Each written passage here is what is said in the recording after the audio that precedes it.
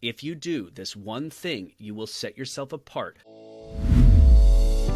Welcome back. Let's talk about reels. Reels can be an actor's best tool to use, but most actors don't know where to begin. So let's start with a basic definition of what a reel is. A reel is a professionally produced collection of scenes that highlights your best work as an actor. If your headshot is your brand's packaging, the demo reel is the commercial. When building a reel, you need to keep a couple of things in mind, and here are a few tips to make it easier. Tip number 1, collect your footage. You can't put together a reel if you don't have the footage from the projects that you've worked on. Footage can be hard to track down, especially for independent projects, shorts, and other non-union work. It's helpful if you ask for the contact information of the person you will need to reach out to in the future for the footage before you wrap shooting your project. Sometimes that information is harder to find later, but once you have that contact, keep it and reach out to them when the project is completely finished. FYI, post-production can take a while, so give them some time. Back in the day, for larger projects, we used to have to call the archival department of whatever network you were working on, but now it's way easier. There's a great website called Scene Clipper. We've included a link below for you to check it out. This website can help you locate your scene, clip it, and build your reel in a few easy steps. I highly recommend using this to collect your footage. You do have to pay $10 per clip, but it's worth the investment. If you can't find your footage on Scene Clipper, we can help you find it, download it, and edit it. For more information, check out the Editing Your Reel tutorial. Tip number 2. Once you've collected all your footage, it's time to decide what to use. Remember, you want to showcase your skills and abilities. If you've done a lot of work, strategically pick the best, highest quality work and show diversity. Sometimes casting directors will only watch the first 1 to 2 scenes. You can include a range from drama to comedy, but start with the strongest, most impressive footage first. And remember, keep the clips short. Ideally, the whole reel should be between 1 and 2 minutes and contain 3 to 4 clips. Tip number 3. What if you don't have footage to collect? If you don't have footage here to choose from, don't panic. It used to be that self-tapes weren't considered good enough, but the industry is always changing. If you don't have any other footage, a self-tape is acceptable for your reel. Something to consider if you're using a self-tape, it'll need to be your very best work. It'll actually show the casting director 2 things. 1, you can act, and 2, they can rely on you to submit a quality self-tape. Seeing more at-home auditions, this is an incredibly valuable skill set. Let's check out a couple of tapes to demonstrate what we're talking about. I'll give you an example. Here's one from years ago. Look how everything is so overexposed. It's all just so washed out. Here's what a self-tape should look like. Everything's clear. I've split the world. Background is bare. It's not distracting.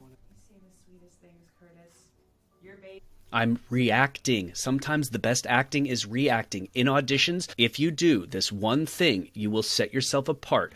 No actors are listening to the other person. All they're doing is thinking about their line, always. So if you listen to what that reader is saying, and you have some sort of acknowledgement of whatever they said, whether it's a look, whether it's a laugh, whether it's just simply taking it in, you're already miles ahead of 90% of those actors, because all they're focused on is their line, acting, not reacting. If you're unsure how to create a self-tape, we have a video course just for that can help guide you through it. And here is what your reel should look like.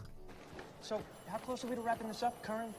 Curran, what is that? Just making sure all the I's are dotted here. Dots the I's. So my reel originally was past 3 minutes. It was like 3.5 minutes. You'll see in the editing your reel section how to take a 1.5-minute scene down to 45 seconds. So you're taking down the time without losing the power. In this particular scene, I whittled this down to 30 seconds.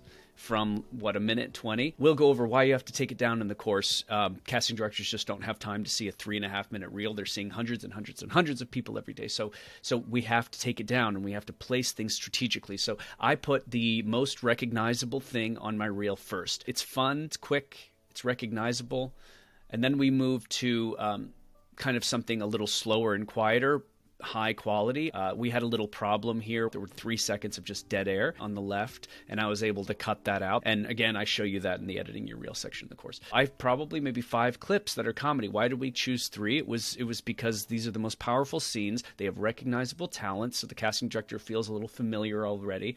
This particular scene, I cut it down from something like 2 minutes down to about a minute and a half. So this is kind of the structure of your reel. You should have maybe 2 clips, maybe 3 clips. You need to strategize how to put them, which order to put them in. And although it's more than 2 minutes, in this particular instance, I have enough stuff at the beginning to allow that the extra time at the end is really for producers and casting directors to look further into my portfolio. This is reserved for kind of after callbacks when they want to know a little bit more about what you can do. They're past the first couple of clips and they want to see a little bit more of your portfolio. So I usually extend it a little bit, but it's important to keep it down because if a casting director sees 3 minutes, they're less likely to stay for the whole thing. If they see about 2 minutes, they're more likely to push through a lot of those clips. Most likely, they're only going to watch about 30 seconds of your reel. The first maybe part of your clip, the second part of your next clip, and once they get an idea of your chops and what you can do, their job is done. On to the next person that they've got to shuffle through. So it's important to keep all this stuff in mind. Again, we've got the editing your reel and how to go about structuring your reel sections on the course.